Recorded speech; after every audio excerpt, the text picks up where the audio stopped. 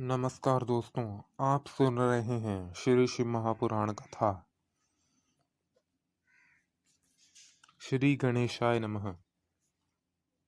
12वां अध्याय।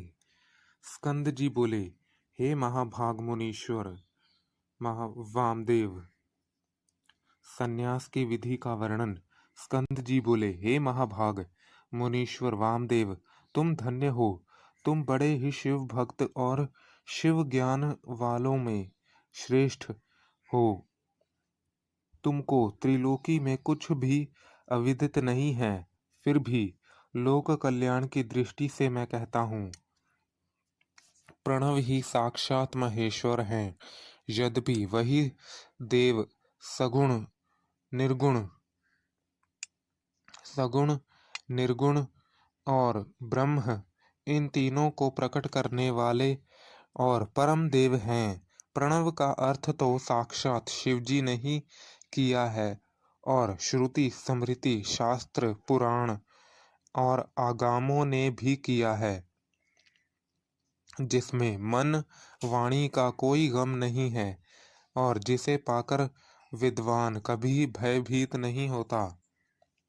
ब्रह्म रुद्र इंद्र पूर्वक यह सारा संसार, यह सारा जगत वही उत्पन्न करते हैं और वह कभी कहीं से उत्पन्न नहीं होते हैं।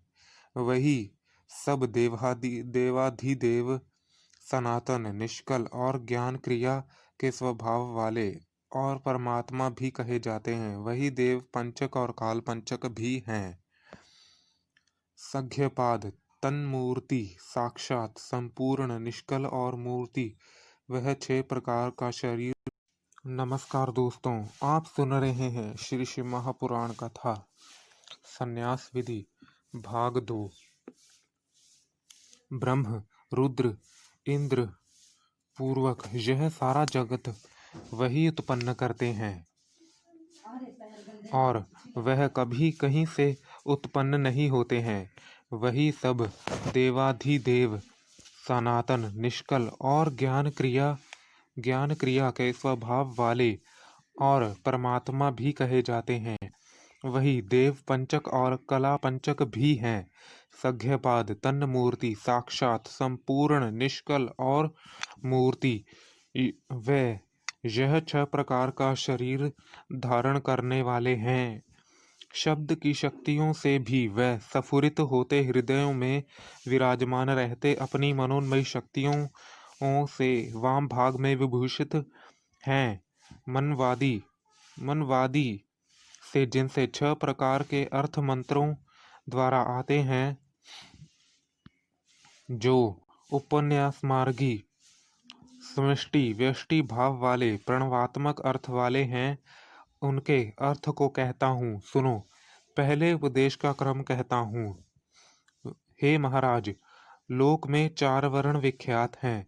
इनमें सबके लिए ही वेदाचार कहा गया है।